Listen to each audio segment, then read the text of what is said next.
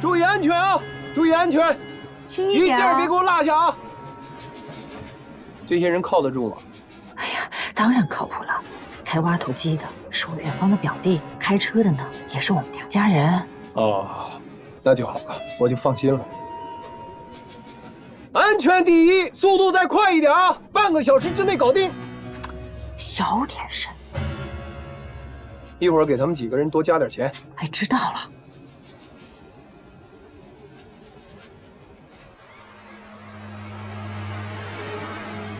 我们也接到了举报，正往芦苇地赶。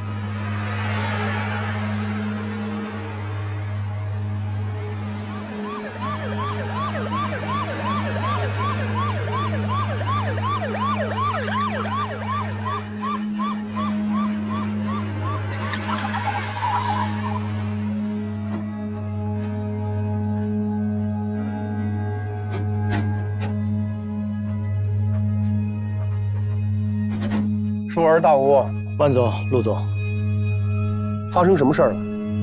我们接到举报电话，说万城生产了一批仿牌童装，正要运往外地。怎么可能呢？我们万城怎么可能生产仿牌童装呢？是不是搞错了？是不是仿牌？检查一下就知道了。希望你们配合。哎不，万总，配合我们工作，好吧？不是这肯定是搞错了。我们也是例行检查，希望你能理解。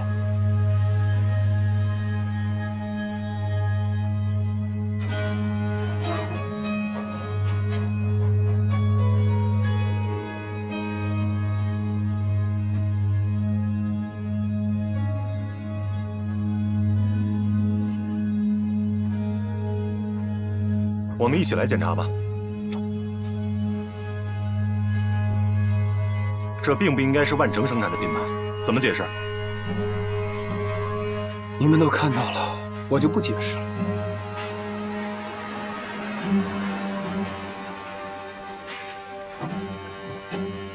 建明，说，小何，怎么回事？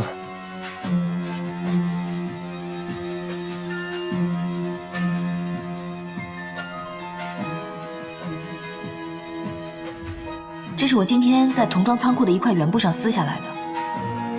你再看看这个，你的印染厂生产过这样的面料吗？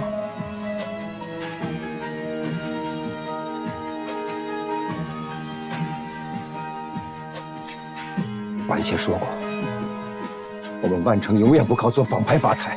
你这么做对得起爸吗？对得起万城吗？说话呀！回答我！你说话！佳明，万家要，佳明，佳明，别激动，别激动，爸爸整个万城都交给你，先松手，佳明，现在还万城，我自己做错了事情，我自己负责，我一定不让万城来背锅。万总，陆总，跟我们回去做个笔录吧。来，这边，走吧。万家要，你太自私了！佳明，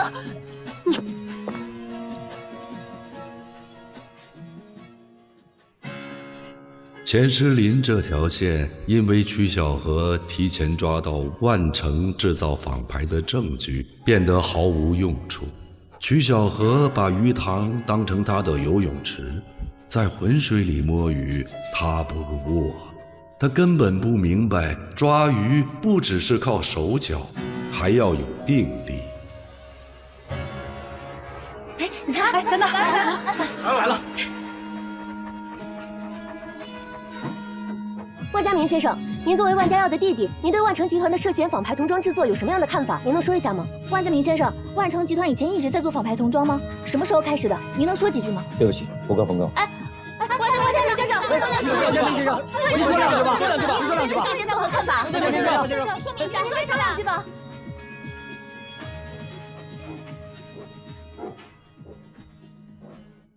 爸，昨天到现在你什么都没吃，我给你点了点你喜欢的。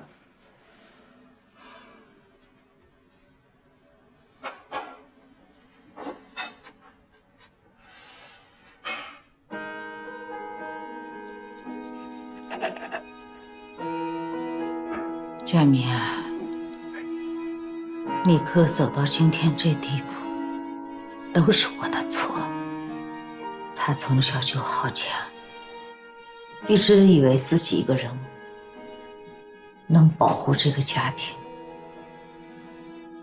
能保护我们万家的产业，所以他不管遇到什么麻烦，他都从来不来找我们，都是自己一个人咬着牙扛过去，还去帮你的爸爸。这次他做仿盘童装，也是想借一己之力，帮我们完成度过自己的难关。佳瑶的心是好的，可是他不知道这个傻孩子，他这样做是在触犯法律，是要得到惩罚的。他这样做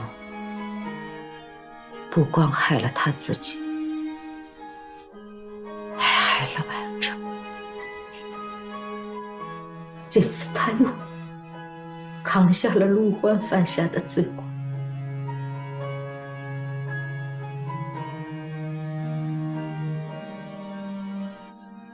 都是怪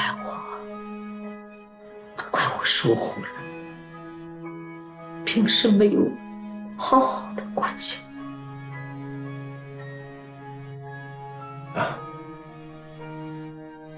去吧，把你嫂子去接回来。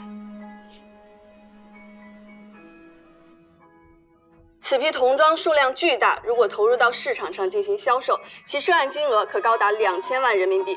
至此，万成集团面临着巨大的信任危机。其总经理万家耀已经向警方承认，此批仿牌订单是其主动接受并安排投放生产的。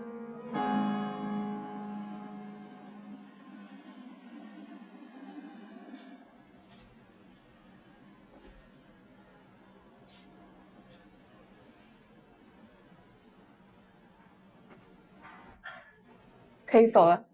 啊，谢谢。走吧。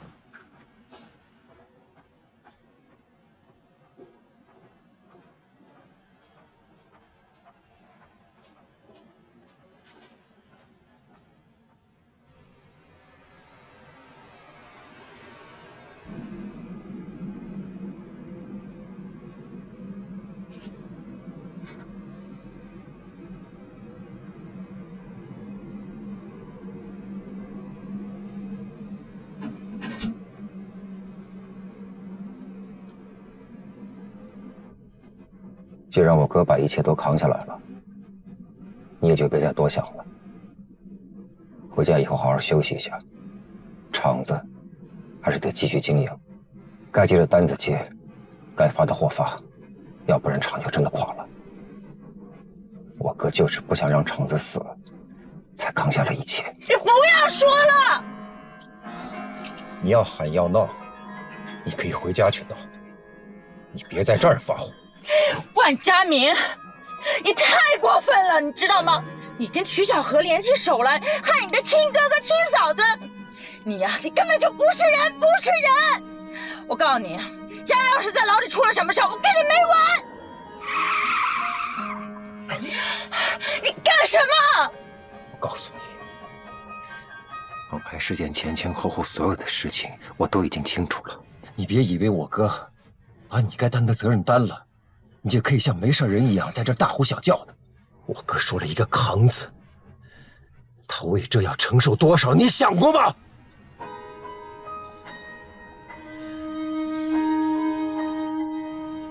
你下车吧。下车！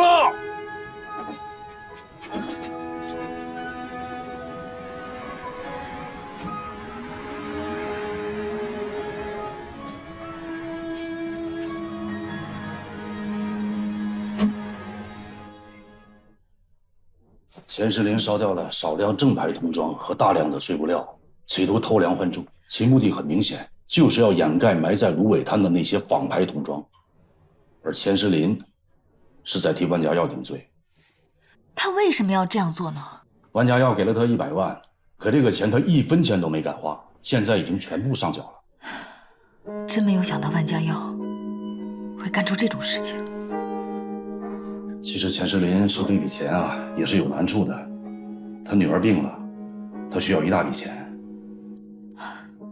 这么说，万城的反派事件该画上句号了。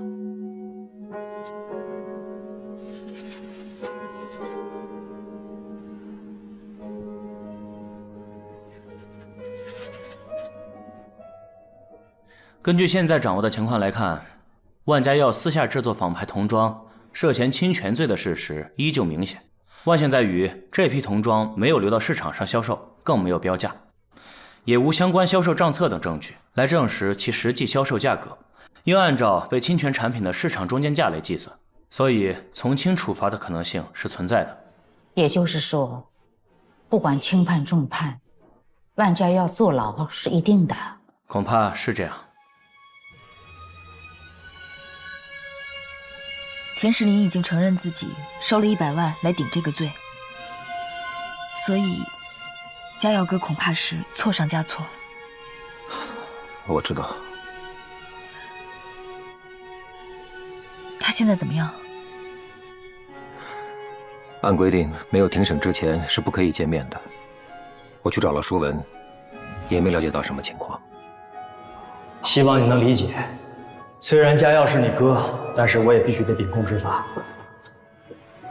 不过你放心，你哥他目前情绪很稳定，该交代的呢他也都交代了，态度很配合。我知道，我理解。如果有什么需要我配合的，随时告诉我。佳明，这件事情你不会怪我吧？怪你？你是说，我怎么会怪你？你在做你的工作，你什么都没有做错。那倒是有点怪我自己，我完全没有想过我哥的处境。我是知道他公司缺钱，我就不会问他借钱。佳明，你也别太自责。我只是没有想到家耀哥会这么糊涂，做这么糊涂的事情。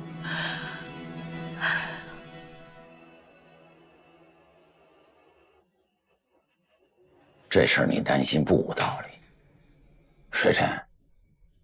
可是现在小何是副镇长啊，牵扯到工作上的事情，牵扯到原则性的问题，不要说得罪一个万城，就是把我们镇上的人，所有服装厂的老板都得罪了，那也是职责所在。夏老师，我没觉得小何做的不对，我是觉着，哎呀，我担心佳明、一如他们。你说这博览会停滞到现在，这万城出了多少个意外啊？他们的压力有多大呀？我这心里头也不好受。雪珍，你想的太多了。刘一如是什么人啊？你就放心好了。是水珍，放宽心，放宽心。我相信小何能处理好这件事。夏老师，张阿姨，小何，你回来啦，我去给你热热饭去。不用了妈，我休息一会儿。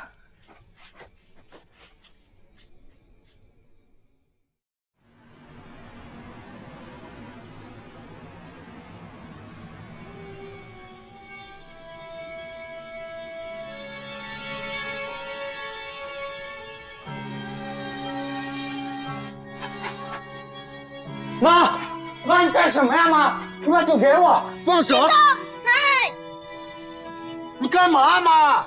就是他，曲小何，害了我们家那么惨。哎，妈，你别动他！不是你别动他！妈，你别动他！你别动他！嫂子，你干什么？你疯疯癫癫的！你别在孩子面前疯疯癫癫！你给我进去！我不进去！你给我进去！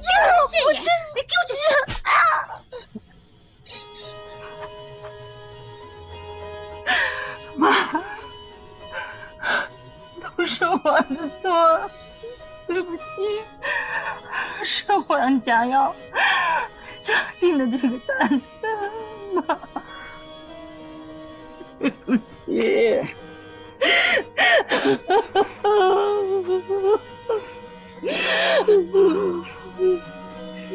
你还记不记得家耀带你第一次来见我，你跟我说的第一句话吗？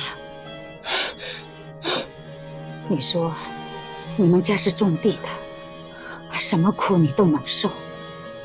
我就是听了你这句话，我才同意你和家耀的。这些年你和家耀同甘共苦，为了经营企业付出了很多，这我都知道。可是陆怀，经营企业先要学会做人，要做一个诚实的人，有道德底线的人，对得起我们自己的良心。妈相信你们，相信你会接受教训的。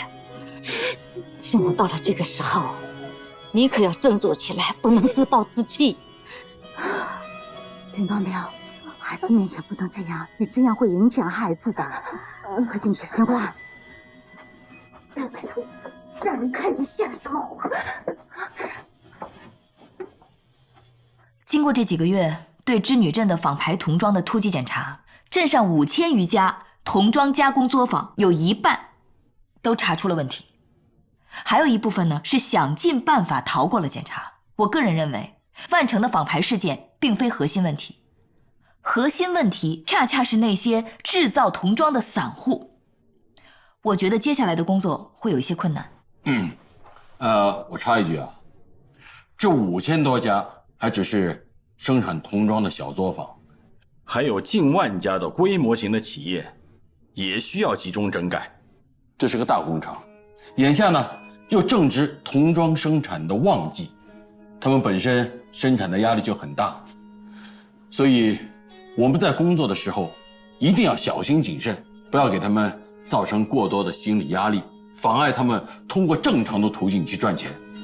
这么多家企业愿意做仿牌，到底是因为什么？难道他们不知道是违法行为吗？就是因为好的品牌在别人手里，我们手里没有。那如果我们自创的品牌很硬气，那么谁还愿意冒着违法的风险去抄袭别人的品牌呀？对不对？现在还有一个问题，找到的那批万城集团的仿牌童装该怎么处理？这个问题呢，在群众当中也是议论纷纷，尤其是那些小童装业户啊，他们甚至揣测啊，政府会不会把这价值2000万的仿牌童装去掉包装，再贴上本地的一个牌子，然后再批发出去。曲副镇长是这个项目的主抓管理人，谈谈你的想法。我还真有个建议，既能处理完成这一批还没有流向市场的仿牌童装，又能向公众表明我们的治理态度，当众销毁。今天的正阳广播啊，内容有点特殊，就是镇政府将牵头烧一把轰轰烈烈的大火。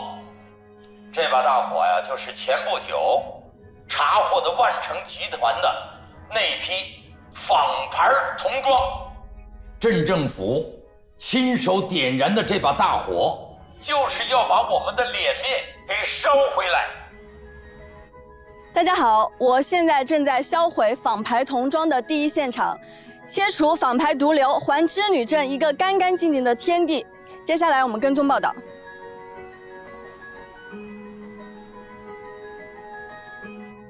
各位织女镇的领导、居民们，还有各位童装企业的负责人们，今天对于我们织女镇来说是一个特殊的日子。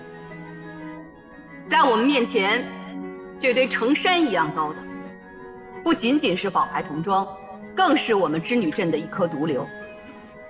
我很高兴，在大家的支持和努力下，这颗毒瘤在今天就要被铲除掉。这个建议呢，是由曲副镇长提出的。之前在追查仿牌的过程中，他的努力，大家是有目共睹。铲除行业恶流这把火是由他率先点起来的。那么今天呢，也由他为我们织女镇的将来继续点燃火把。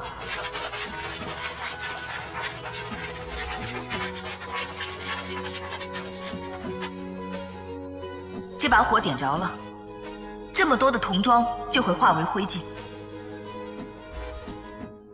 我相信大家一定都很心疼，可要是织女镇辛辛苦苦30多年拉扯起来的童装产业，就因为仿别人的牌子、贴人家的牌子而触犯了法律，而毁掉了自己，我们会更加心痛的。所以今天我们用这一把火，来烧掉从前犯的所有的错误。我们重新开始吧。曲副镇长，那这把火就你点吧。好。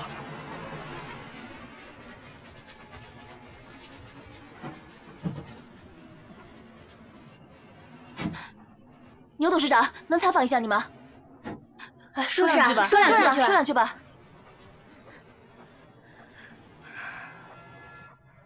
牛阿姨，您来了。林书记，郑镇长。牛董事长，真没想到您今天会过来。今天要烧掉的这批衣服，是我们万城犯下的大错。我作为万城的当家人，我不仅要到场，我还应该亲手烧掉它。这样也好，这样对我们织女镇其他的企业也是个警示。牛董，你就给大家说两句吧。好。万荣江董事长，也就是我的丈夫，一生洁身自爱，从不赚不义之财。他要我们清清白白做人，老老实实做事儿。都是我不好，是我辜负了他。我们今天全家来到这儿，我们要亲手烧掉这批仿牌，烧掉耻辱，烧掉罪孽，让我们万城重新起航。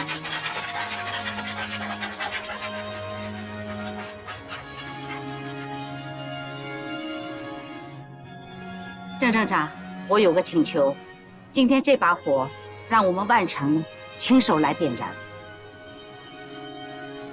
好。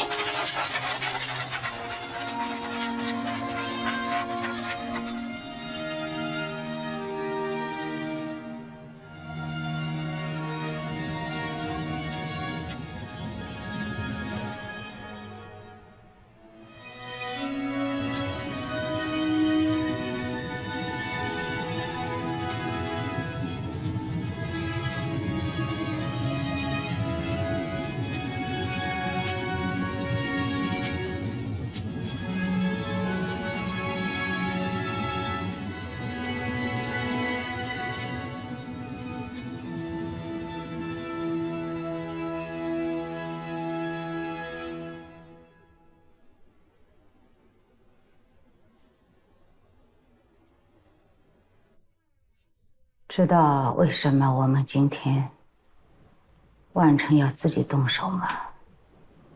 为了给镇上所有做仿牌的厂家做个榜样，为了证明万城在认真悔过。嘉耀的童装厂要浴火重生，哪里跌倒从哪里爬起来，不是喊喊口号而已，要一件衣服一件衣服的做出来。今天这把火烧掉了那些老客户对我们万城的顾虑，这样他们才能重新伸出手来，再拉我们一把。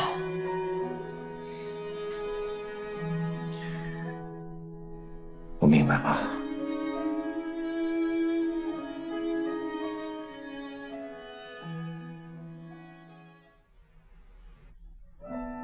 织女镇万城集团有限公司下属童装公司，涉嫌在没有相关授权的情况下，盗用他人知识产权，仿造童装，多达65038件，预估销售金额高达2376万余元人民币。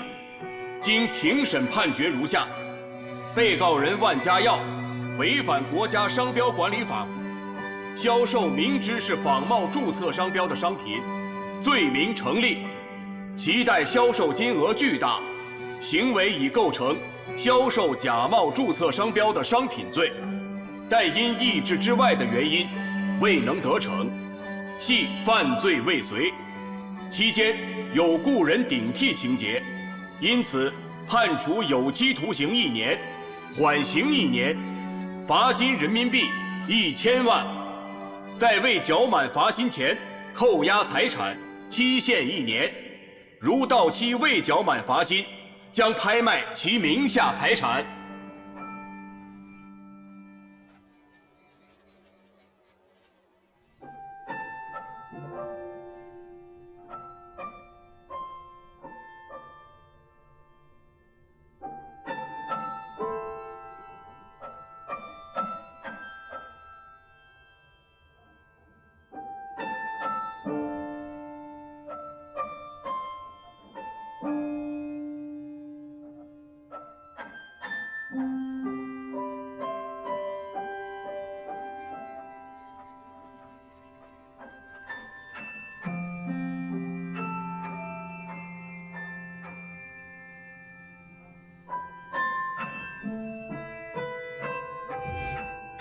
嘉佑哥，你们家真是培养了一个艺术家呀，真是太有创意了。对对对，走吧，太有感觉了。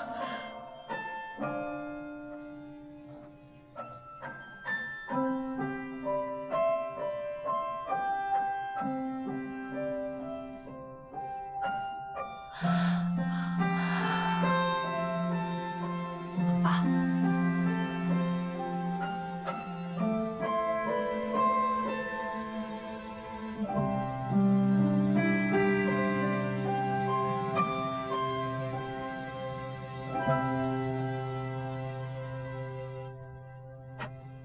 妈，那您摸着良心说，万成做仿牌曝光的事情，能怪到小何头上吗？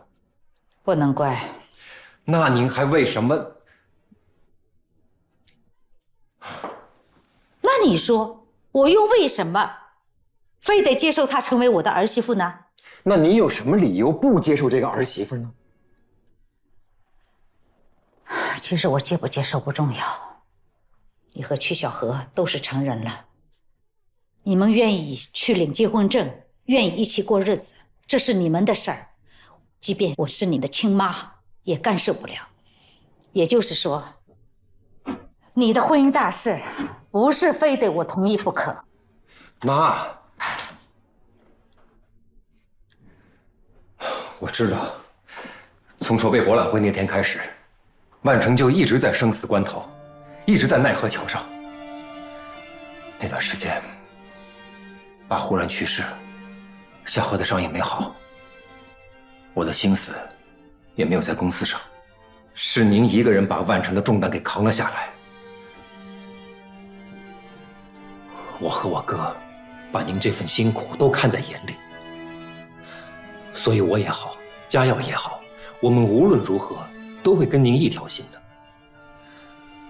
我们会努力渡过难关，把万成这份家业给撑起来。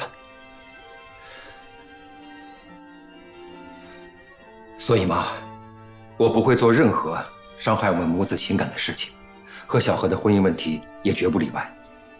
只要您不同意，我跟小何就会一直等下去，直到您点头为止。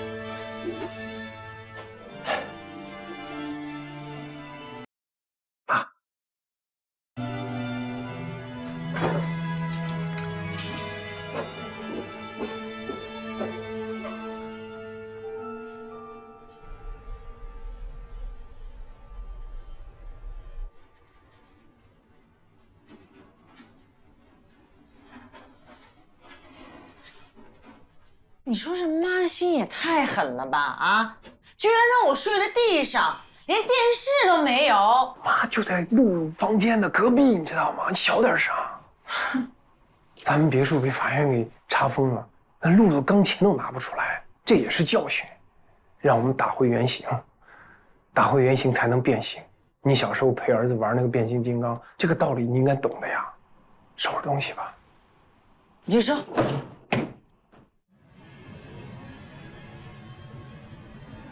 哎，老板娘，实在不好意思，我是来退单的。老板，我们都是10几年的老客户了，你现在跟我说退单，你让我怎么吃得消？我们厂还那么多员工要养。你问孙老板呀，就你们厂现在生产这种款式，我怎么能卖得出去啊？我的经销公司瞬间就掉了几个档次，你自己看看，就这种货怎么能和深圳、广州的牌子货相比呢？你看你这种货，这么老气，这么陈旧，你不要钱我也不能要啊。这样吧，你去年拿的那些款式，我给你降2个点，怎么样？我卖不掉啊，你降5个点我也卖不掉，不好意思，老板。你这就是盗版！我这个怎么算是盗版？我这是裤子、裙子，自己搞清楚啊！你这怎么不是盗版呢？仔细看，分得开的可以分叉，你这个分得开吧？你给我分看。无论是款式还是用料，一模一样，就是盗版。我不跟你多争论，曲镇长帮我们2个评评理看。这个款式都是你们自己设计的？对。都是我们自己设计。现在搞来搞去就这么一点东西，很容易撞衫的。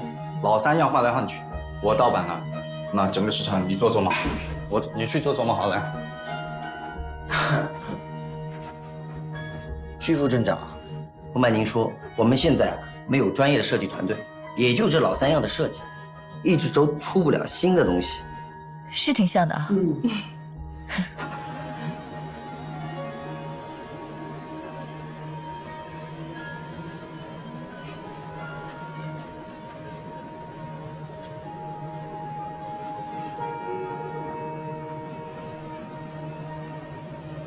从招工到招租，形势一落千丈。我们得相信政府，他们会有办法的。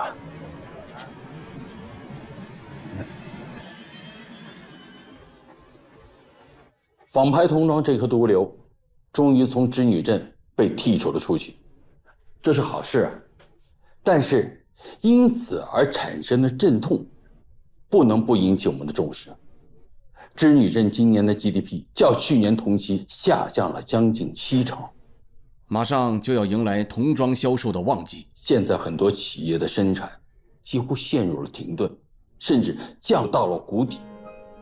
我想请大家思考一下，咱们狠狠地跌了一跤，之后的路该怎么走？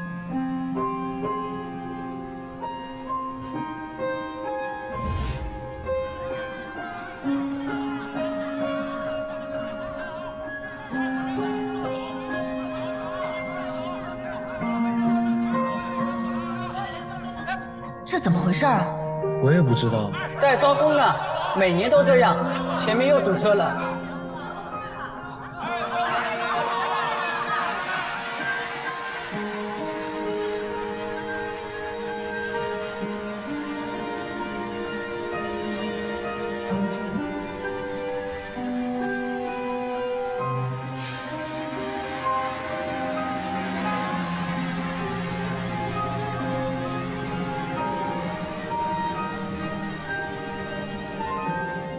我刚来织女镇的时候，这儿挤的呀，连鞋都踩不下。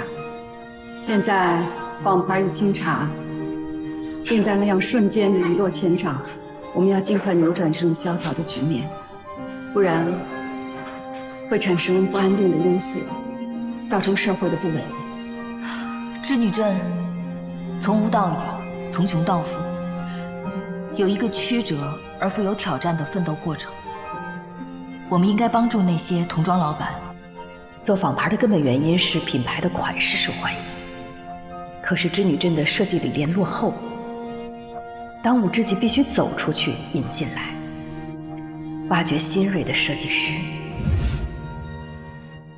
如果害怕失败，不放手一搏，永远不会成功。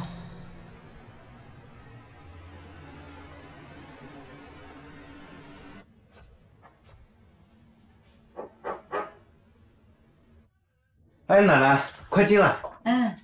花花呢？呀，这设计的是牛仔裤吧？对啊，设计的很新颖啊！哎呀，这个部位奶奶特别喜欢，你看多时尚啊！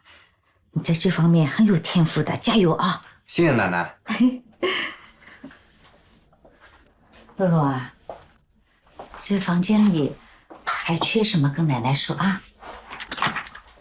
奶奶，我什么都不缺。露露啊，你从小到大没有经历过这样的逆境，但是不怕啊，困难总会过去的。只要露露知道这一切都是为什么，说明我们露露就长大了。把这些就当成自己成长中的磨练吧，啊！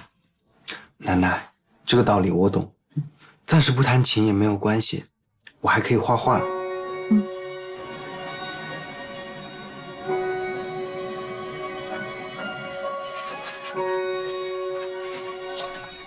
曲站长，你们是怎么找到我的呀？艾伦，你前2年说要回织女镇创业的时候，我就给你做过一次专访，你都忘记了吧？前2天小何跟我说他要找一个很有才华的童装设计师，我马上就想到你了。我们织女镇不就有一个吗？而且还是拿了 S Modern 学院全额奖学金的王牌设计师，所以我就把他带来了。艾伦，你的设计太有创意了，谢谢啊，谢谢你们想到我。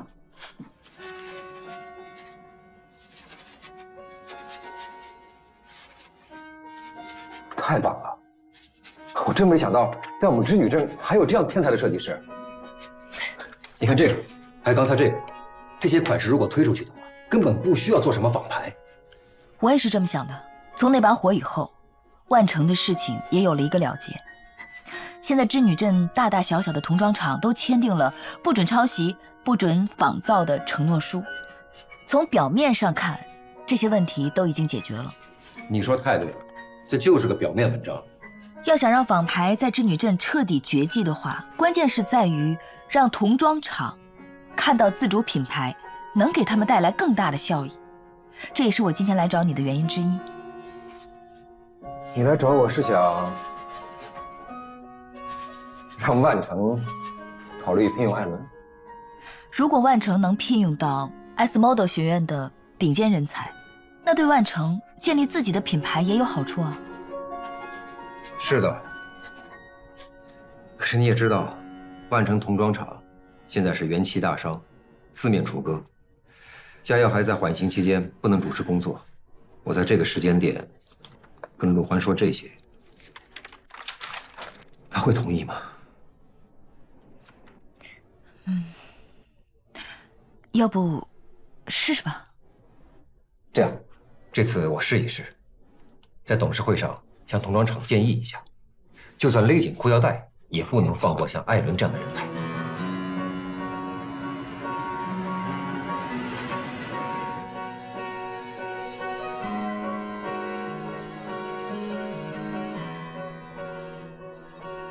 诸位，童装公司现在正处于非常时期，正需要扩大自有品牌的影响力，打造属于我们万城的专款。所以我认为，请设计师是把集团的钱花在了刀刃上。这样一来，我们万城未来的产品将会具备国际竞争力。我打断一下，这设计师年薪是多少？这个问题太好了，我的答案是不花钱。不要钱，绝不可能。如果说真的不要钱，挺好。各位听我说，万城应该跟这些设计师形成商业合伙人的模式。你的意思是给设计师股份？没错。佳敏啊，你这个计划出于什么样的考虑啊？我曾经有过这样的想法。这次是小何向我推荐了好几个设计师。不同意。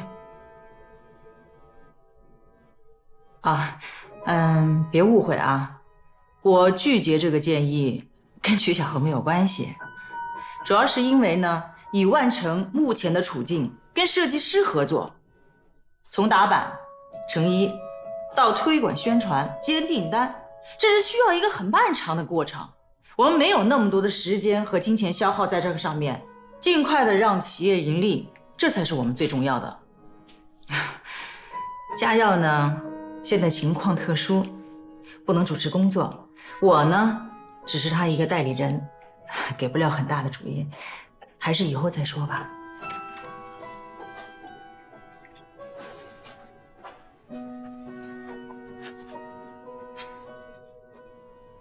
好吧，那就先这样，进入下个议题。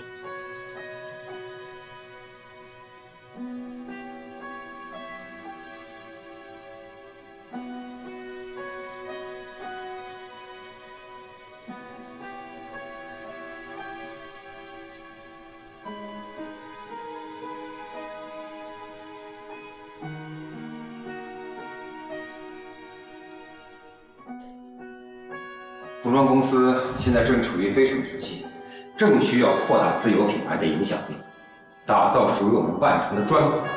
所以我认为，请设计师是把集团的钱花在了刀刃上。这样一来，我们万城未来的产品将会具备国际竞争力。看来万城是到改变的时候了。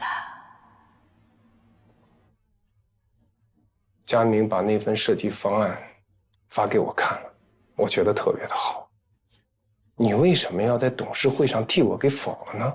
你傻呀！这是曲小河的主意，他让佳明提出来，你以为真的是为你好啊？哼，依我看啊，他们俩啊是想趁人之危，插手我们的童装公司，把我们的万城的大权夺过来。豪门剧看多了吧？你是不是脑子进水了？大权在谁那儿并不重要，重要的是万城集团要有个好的发展规划。哎，你这么有能力，你来设计一份方案来给我看看。我迟早会给你拿出一个好的方案。你有几斤几两，我不清楚吗？你只要不把我往火坑里推，我已经很感谢你了，别的我不指望。我把你往火坑里推？你忘了当初是谁把你送到法庭上去的呀？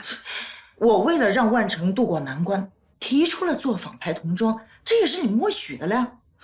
我现在在缓刑期，陆环，我是罪犯，我求求你不要再提这些事儿了，行吗？我偏要提，我就要提。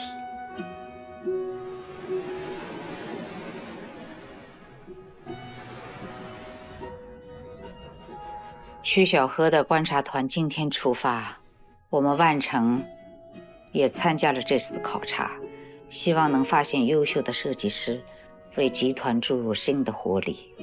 妈，我跟小何说过了，只要发现特别出色的设计师，一定优先推荐给我们万城。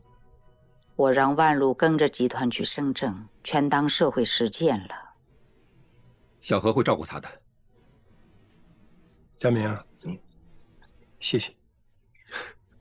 怎么忽然对我这么客气啊？就是兄弟两个人有什么好客气的？你帮我，我帮你都是应该的。谢来谢去的，反而显得有隔阂了。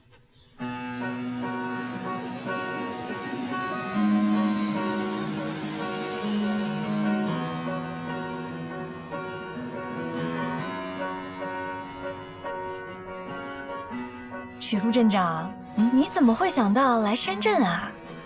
因为深圳聚集了这么多国际潮流设计大师，我想过来取取经，为我们织女镇的童装市场打开时尚的大门。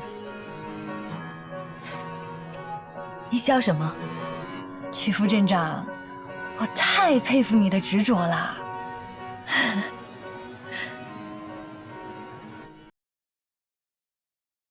我们后天回来。哦。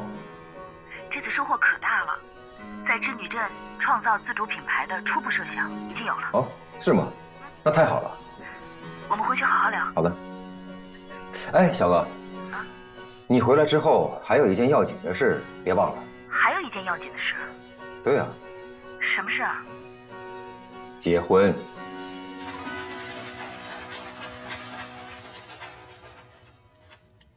这次的深圳之旅呢，我们收获颇丰，但是我们呢不能仅仅的着眼于国内的人才市场，我们的童装要走出去，就要有国际视野，经我们镇党委的研究决定，我们要再组织几次对国外人才市场的考察，我们要走进第一流的设计院校，面对面的和这些人才接洽，把我们的优惠条件、优惠政策和未来发展的前景告诉他，把真正优秀的人才吸引到我们织女镇来。各位，我们万城啊有30条生产线，每一天这个童装的出货量最高的时候，可以达到16000件。各位设计师可以设想一下啊，如果说你们签订了这个股权合作合同的话，那每卖出1件童装，你们的手机银行卡里就能听到入账的声音。哎，理想和现实都有的感觉，不要太好哦。徐镇长，为什么要带我们来看万城的厂房呢？织女镇光鲜亮丽的一面应该展现给大家，但是缺陷也同样要直面。你们都知道，去年万城出了仿牌事件，仿牌说到底就是诚信问题。那现在的万城正在寻求脱胎换骨，也就是说，我们应该诚信面对从前犯的错误。所以，我们万城不怕展示。没错，我相信这不仅是万城的教训，也是整个织女镇的教训。但是，我们万城丝毫不介意把自己作为一个反面教材。给所有在做相关产业的织女镇人做一次普法。谢谢。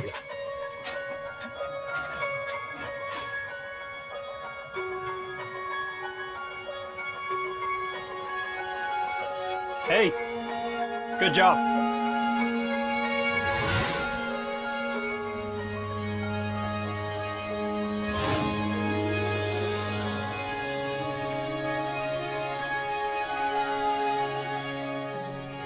经过组织考察、民主测评和多方征求意见，决定推荐徐康同志担任织女镇副镇长一职。感谢大家对我的信任和支持。我从一名公务员到现在接受副镇长的任命，我的每一次成长都是织女镇给我的。所以接下来，我要为我们镇做更多的事情。哎，老徐。我正要找你呢，徐副镇长。公示我已经看到了，这和你现在还在公示期，谈不上什么祝贺。镇党委已经研究过了，如果公示没有问题，很可能让你负责品牌创业园的项目。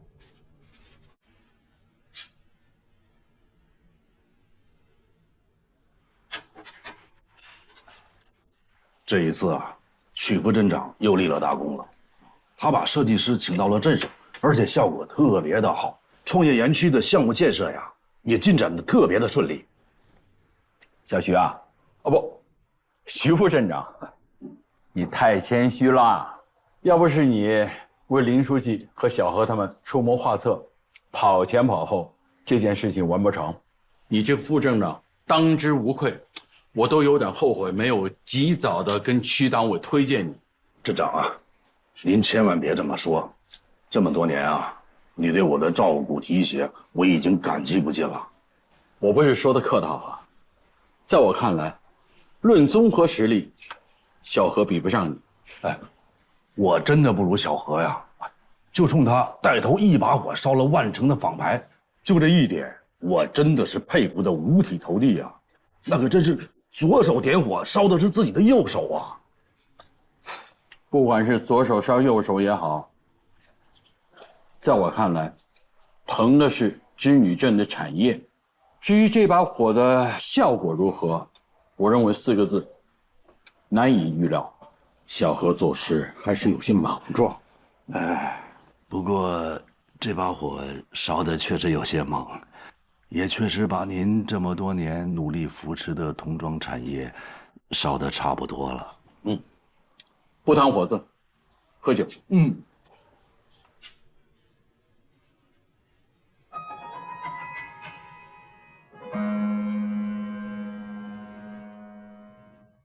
怎么样啊，那个潘老板，这个咱都是老朋友了，你怎么也得下个单呐？啊，老崔，您看您这现在做的都是什么自主设计品牌？我们这是花了钱的，不是？关键您这牌子没人见过呀，您给我这个有什么用啊？我拿出去没人知道，我卖不了。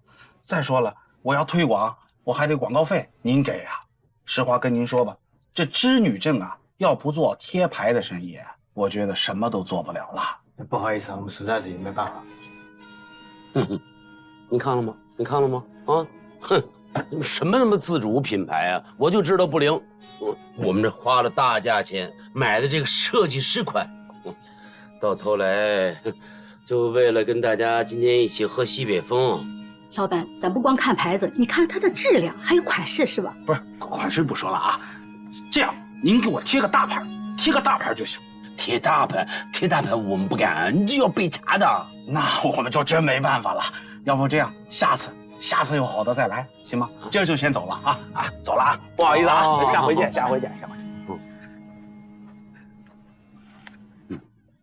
孙老板，怎么样？哎呀，曲副镇长啊，大设计师，我们不能光表演呐，眼睁睁就没有人下单呐。孙老板，是这样啊，这仿牌刚刚清理出去，这一时半会儿生意清淡是正常的，你们要有点耐心。对，孙老板，你们现在推出的自销品牌款式都很好，一定会有销路的。哎呦，曲副镇长，我的大设计师，您这嘴巴一张一合，总觉得自己啊正确无比。哎，可是您不要忘了，我们这里有90%的老板都是花了设计费的，设计出来的东西呢，没人要，只是养活您带来的那些个设计师，谁又管我们的死活呀？谁的死活我都关心，但是呢，品牌创业一定是对的，你们要相信我。哎呀，曲副镇长，我们是个小厂，都讲究是薄利多销。你说，您不能想象我们所有的小老板都跟万成一样财大气粗啊。孙老板，您先消消气，您什么时候有时间，咱们再研究一下这个。好，谢谢你了啊！我们不要再研究了啊！我们可研究不进。来，你愣什么呀？赶紧把这东西扔喽！我们也不摆了，赶紧另谋其他路吧，我们也怕饿死。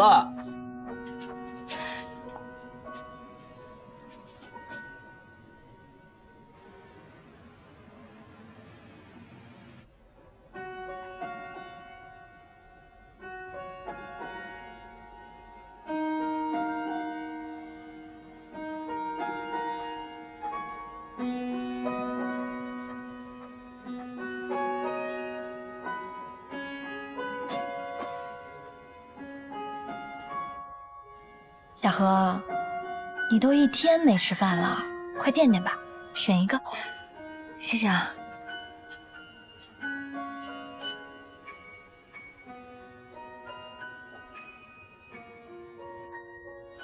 小何，我跟你说啊，这世上啊，所有的国际大品牌都有一个漫长的成长过程。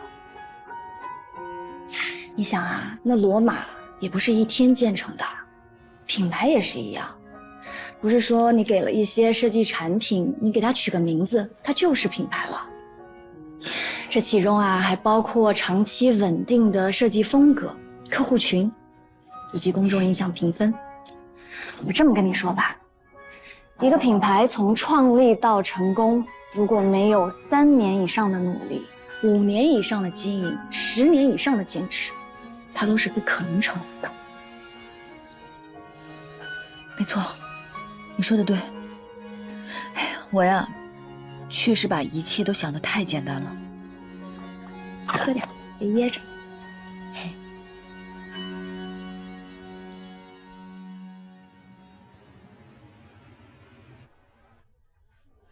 你有那功夫啊，你还不如帮帮兄弟我的忙，关心我的爱情问题。等你有了再说吧啊。你才没有呢！我早就跟你说过呀，夏秋，那就加油追啊！老板，来了10份生馄饨打包。好嘞，稍等啊。白友，王警官，你们值夜班啊？不是，我们俩已经下班了，在这吃点馄饨。啊。这大晚上的，你打包这么多馄饨给谁吃啊？哦，这不是加班吗？工友们都饿了，想吃宵夜，就叫我来买一点。姑娘，装好了。好了，老板，过去了。哎，这么多馄饨你拿不了吧？我帮你拿。不用，自己拿得动。别麻烦你了，我先走了。好，慢走啊。老板，哎，她经常这么晚来打包馄饨吗？啊，这姑娘啊，3天2头来，每次都打包这么多带回去。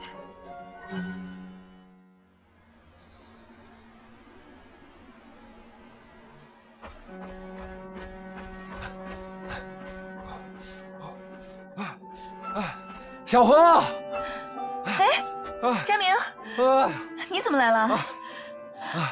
自从你当了副镇长，忙得分身乏术，要找你可不只有凌晨6点的湖边吗？这早上空气多好啊！是。佳明，你觉得我是不是不适合当副镇长啊？只能做运动员？啊？为什么这么说？查仿牌，那么硬的骨头你都啃下来了，还有什么能让你怀疑自己能力的？让小企业做自主品牌，可能是我太想当然了。品牌没有孵化成功，市场占有率就是0，你让那些小厂怎么接得到单呢？这只是你经验不足，犯了很多新手会犯的错误。孵化品牌有一个“孵”字在前，就说明需要时间、温度，还需要很多科学的方法。不能急功近利，但是没关系，慢慢来，曙光就在前面。你呀，这种毫无原则给我打气这一套，真的用得驾轻就熟了。我不给你打气怎么办呢？我一定要让你保持高度的热情，一鼓作气，跟我走进婚姻的殿堂。好啊，那就要看你追不追得上我了。哎，喂，你一个专业的欺负我业余的，等等我。哎。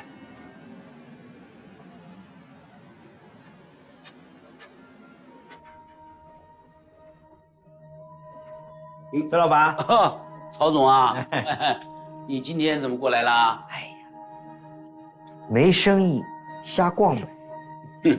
你这儿怎么样？我还不是一样嘛！你看看，你这整个大厅，空空如也。就我这个 POS 机啊，都快锈掉了，2、3个月都没有用了。哎，这下来啊，就订了3个单子。这个订货的老板啊，这来来回回就这么几个人。这个真是运动员搞服装，闹得人们心发慌。你算说到点子上了。我跟你说，这个仿牌被拿掉，这就是拍脑瓜子的主意。整个这条街，我们100来个老板，如果再接不到单子，我们就联名写信给政府，要求运动员下台。好的呀。这个信呢，就由我来写，你负责做。我们2个也搞一次合作，没问题。艾伦，小何在忙啊？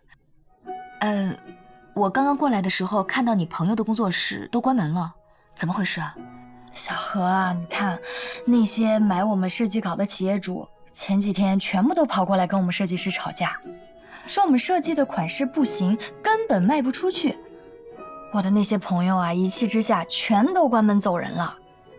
他们还说，到这里给不懂欣赏的人提供创意，太不值得了。他们觉得来错地方了。我知道了。都看到了哈。哎呀，我们万城经过了一场场风波之后啊，终于有好消息了。这是因为我们聘请了优秀设计师加盟我们的万城集团，他设计的秋冬新款，在省1级的展销会上面得到了高度的评价。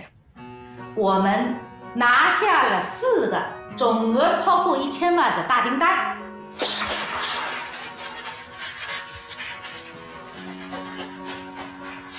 取得这么巨大的成功，和在座的各位董事的努力是分不开的。提出建议，并且把设计师请到万城来的佳明更是功不可没。总之，谢谢大家。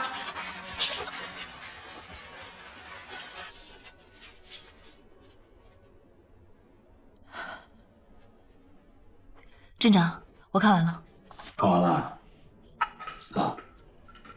孙阿林的这份投诉信，虽然大多数都是气话，但是里面反映的有些问题也不无道理。比方说，我们自创品牌的方向是不是错了？小企业根本耗不起这个时间和精力，对吗？啊，当然，小何，不要气馁。这就算是你工作中的一次小小的挫折，只要好好总结经验教训，那么在今后的工作当中，你就会知道什么才是正确的决策。你不要好心办了坏事。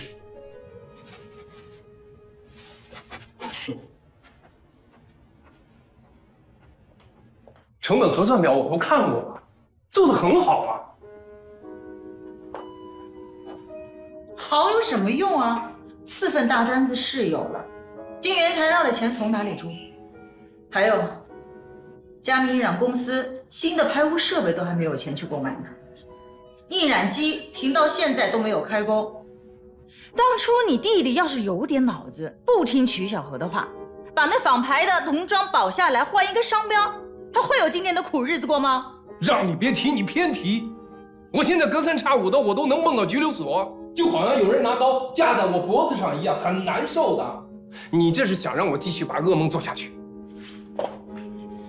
要是他们当时放我一马，你还会做噩梦吗？你还提？不提能解决问题吗？进来。又怎么了？关总、陆总，金辉印染厂的王总又让业务员过来了。想要跟进一下面料结款的事，你跟他说，过2天再来。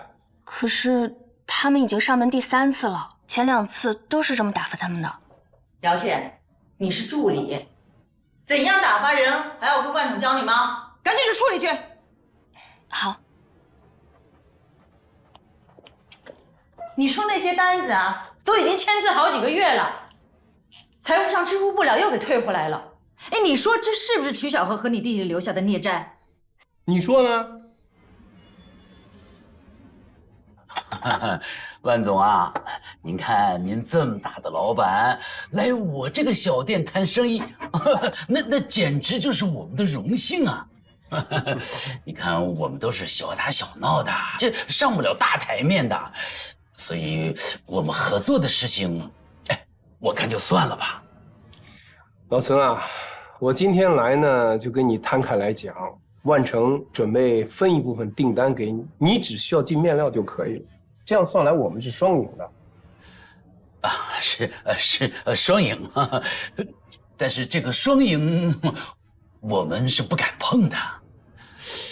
哎，不是，我觉得你这个有钱不挣不是你的性格呀，为什么呢？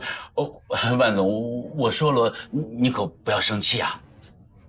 是，现在万成是还能接到大单子，可是好像在结算方面太慢了。我们这都是小本生意，伤不起的。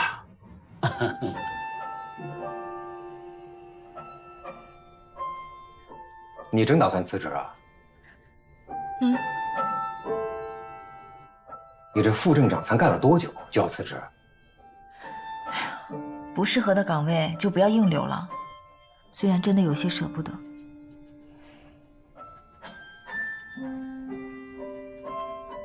那以后呢？以后你打算怎么办？以后，洪峰那边的游泳俱乐部需要人去帮忙。其实以前他已经跟我说了很多次了。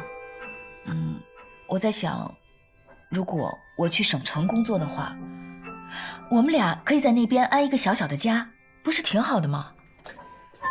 一点也不好。为什么？曲小河，你想把事业中心移到李教练那边，你考虑过我吗？我的印染厂在这儿，我辛苦打拼了好多年的事业在织女镇，这不是你说挣一点钱安一个小家就能一笔带过的。你还有什么别的理由？我们之间还有别的理由吗？你看，你没有理由吧？曲小河同志，我们认识那么多年，从小到大，我对你的话可以说是言听计从，你承不承认？小何，你只长了一副肩膀，全镇小企业接单的事儿你挑不起，但是隔窗一刮风你就找毛衣穿，这可不像你。所以我相信，你现在还是愿意为了织女镇的未来永不放弃，是不是？佳明，只有你最懂我，真好。大妈，你别来这套，别想又糊弄过去啊！我没想糊弄你，你说的呢，我全明白。你也知道，我是半路出家，本来工作经验就不足，这次遇到的挫折让我对自己的能力产生了质疑，不知道自己还能不能胜任。小何，你知不知道，你最吸引我的就是你是一个不认输、不放弃的人，知道吗？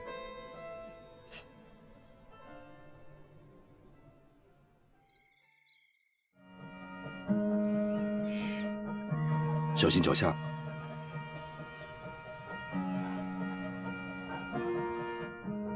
这里就是以后要规划的创业园区。2年之后啊，这里就是我们织女镇的一个新窗口。什么是窗口啊？窗口就是迎八方来客的。咱们织女镇需要人才啊，就更要打造好这个窗口。这里面还有多少群众没有搬迁，要做好他们的思想工作，加快整改的步伐。好的，凌书记，我明白。窗含西岭千秋雪，门泊东吴万里船。我觉得写的就是我们织女镇。凌书记啊，您的这个引用啊，真是太恰如其分了。走，过去看看。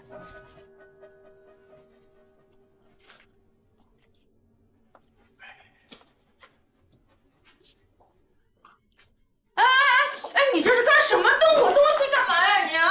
哎呀，一个人一次只能背一个包，你要那么多东西干什么嘛？我跟你说，这些包买的时候贵着呢，你现在干嘛呀你？我让姚谦挂到网上全卖了。你现在一转手就掉了2/3的价，根本就不保值。小点声，妈妈就在隔壁呢，听着呢。不保值，你当时买它干什么呀？难道你用这种方式啊欺跟别人结账呀？至少先付一部分定金嘛，要不然你说那个原材料怎么办？你让妈和佳明去想办法呀！你什么事情都是你自己在那顶，你自己扛。我看你那个腰骨啊，都快缩了2寸了。我缩了挺好的，我当我减肥了。欢欢，万成今天有这个局面，都是因为我们接下了那个仿牌订单。那我们俩是不是做一点力所能及的事儿啊？哼！哎，前2天网上搞促销活动啊，我给你买了一套丝绸睡衣，看看喜不喜欢？我睡觉啊，穿背心儿、纯棉的，习惯了。再促销不也得花钱吗？这是丝绸的，穿上可舒服了，跟没穿一样。我也买了一套，是吊带的，我这就穿给你看看啊。不用，你人美，穿什么都好看。你这人挺有意思的啊，人家都说欲望这个东西是需要控制的，而你就不需要，因为你啊，压根儿就没有。又说大话，我怎么能没有？你有吗？我有。在哪儿呢？那你给我看看。给我点时间。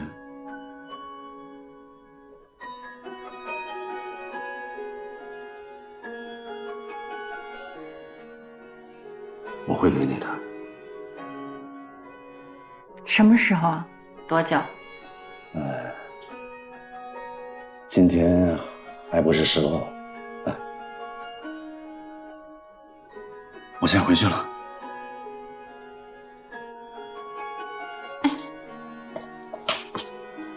可是，我就想让这睡衣在我这儿穿。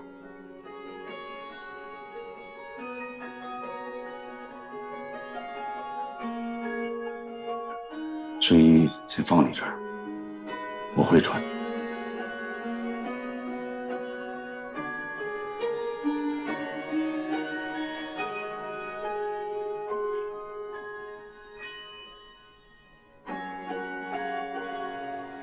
走了。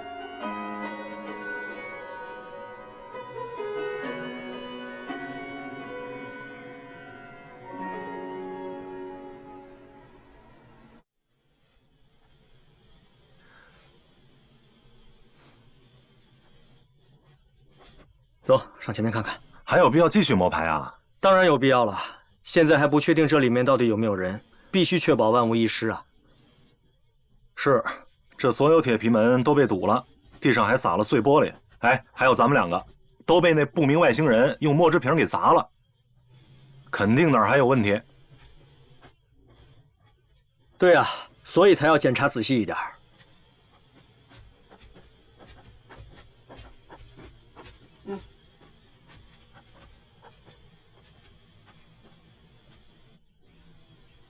看看，这还自己接的电线，私拉电路，这里面肯定还住着人呢。里面还有生活用品。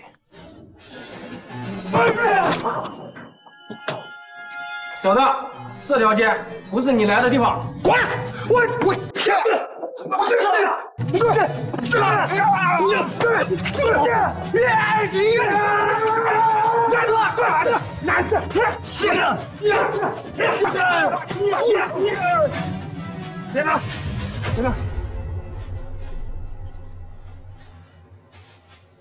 小子，下次再让我见到你，见你一次打你一次。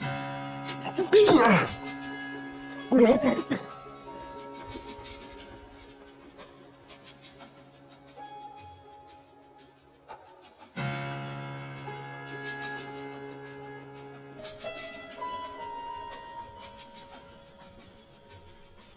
这边都清点的差不多了，都没有什么人了。哎，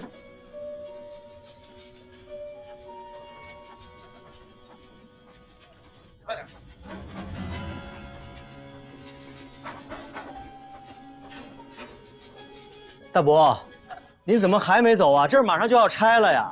后天就搬，后天就搬。后天是吧？那您尽快搬好吗？好的，好的，马上就搬，马上就搬。好。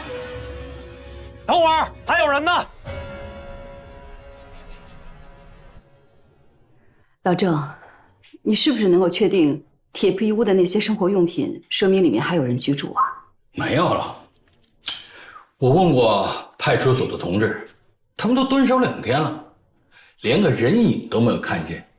哼，说不定啊，那些人早就已经搬走了。哎，要不这样，通知拆迁队，明天就继续施工啊，按照原工期推进下去。曲科镇长，你觉得呢？可以啊，我同意郑镇长的意见。工期因为太紧了，不能再拖了。不过我们还需要对每一间空屋进行严格的检查，每一个角落都不能放过，这样避免施工的时候出现意外。这样倒是个2全的做法，我赞同。那就通知派出所的同志，让他们去办。行，那我现在就去做。对棚户区的原住户，要一个个的查找，一个个的落实，确定他们都已经搬出。好，这事儿我去办。3位兄弟啊，你们回去可以跟你们老板说，钱这几天一定到账，只要货一出厂，钱就到位。哎，但是你们拦在这个地方，工人也进不去，这货车也运不出来，你说我拿什么跟你买单啊？陆总，我们老板说了，今天不是钱到账，就是我走人。我还有一家老小要养，没了这份工作，就只能跳太湖了。谁也跳不了太湖，兄弟们，你们听我说，回头我找你们老板聊，好不好？你们先回去。老板今天要是想跟万总谈的话，就不会让我们把车横在这里。不要说没有用的，今天如果钱不到账，我就扎帐篷住在这里。别挥霍，还钱！还钱！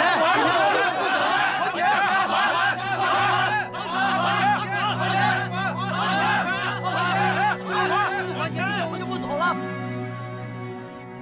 这么多钱款没付出去，你为什么不早点告诉我？我会想办法的。你想办法？你有什么办法？你有办法贿赂这么多人都在你的公司里？妈，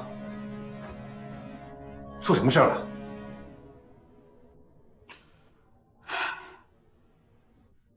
都是我不好，是我没把事情考虑周全。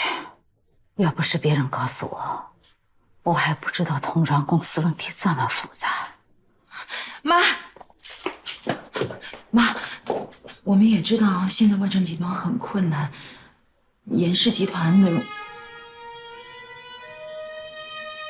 我刚才完成了3笔欠款，这个钱原本是准备给佳明结婚用的。妈，对不起。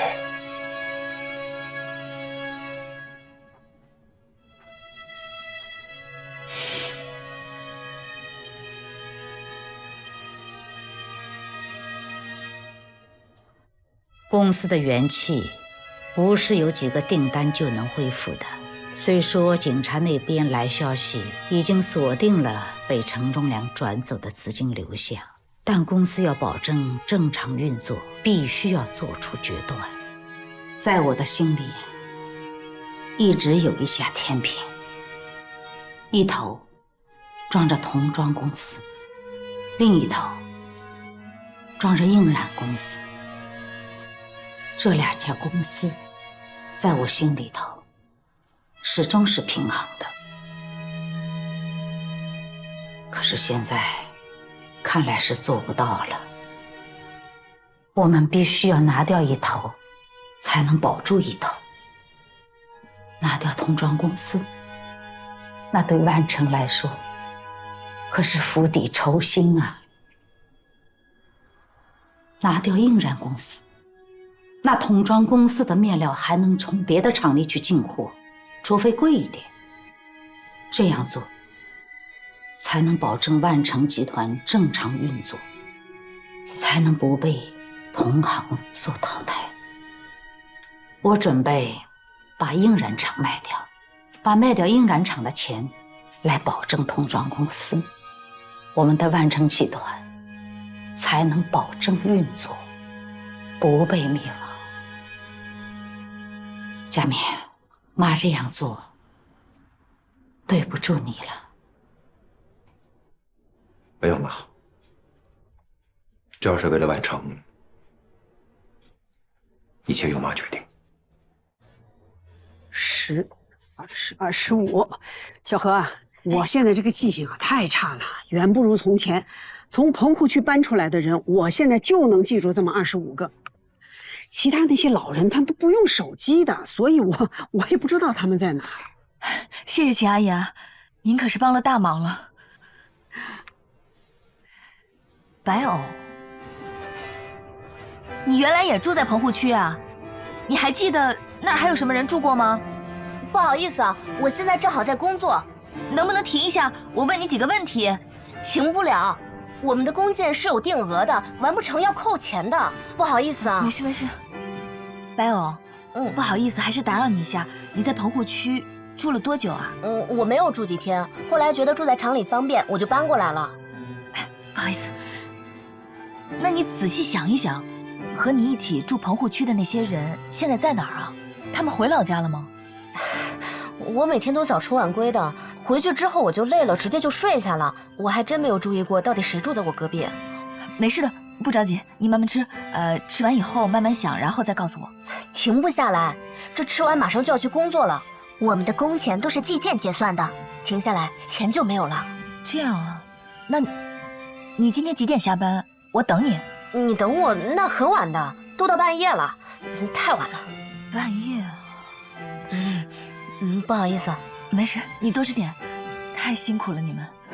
这自产自销的摊点一设呀，对我们太有利了。咱们多做点儿，把咱们的摊位痛痛快快的把它摆起来。我们最多再摆1、2年了，年龄不饶人，我的腿脚也不好了，我看你的记性也不行了，老是忘了收钱。谁说的？我咋就不记得？我还有忘收钱的事儿。真的真的，我都帮你收了好几回了。真爷，天宝，妈，吃冰棍啊。哎，天宝，你的脸怎么了？没事儿。没事儿。猪脑子，你到阿姨屋里去，我给你上点药。阿姨，不用麻烦了，这真不用麻烦。跟您说点事儿。什么事儿啊？上次我给您那钱，您还剩多少？你还要用啊？又赌？妈，我跟您说了，不赌就不赌。我做生意。真的假的？真的。你要不信，我可以对着爸发誓。天宝，你怎么又问你妈拿钱呀？我做买卖。你要是规规矩矩的做买卖，遇到困难可以问阿姨拿，阿姨也可以帮你啊。阿姨不用。天宝，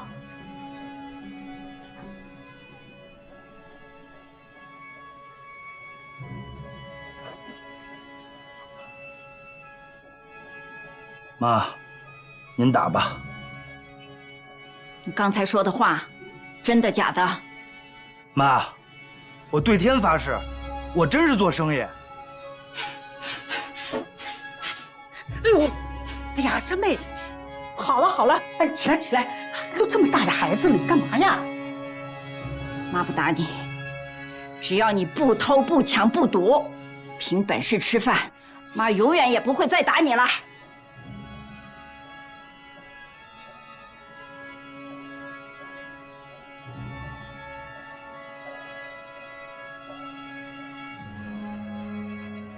这是你放在妈枕头边的钱，妈一张都没动。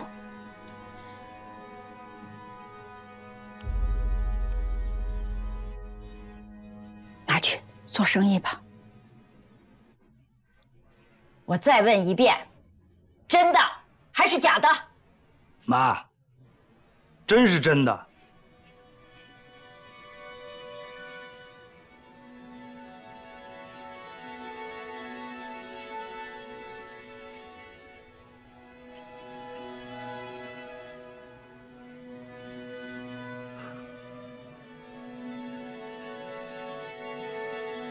妈，儿子发誓，从今往后一定不会让您再受苦。只要你走正道，妈吃再多的苦也值了。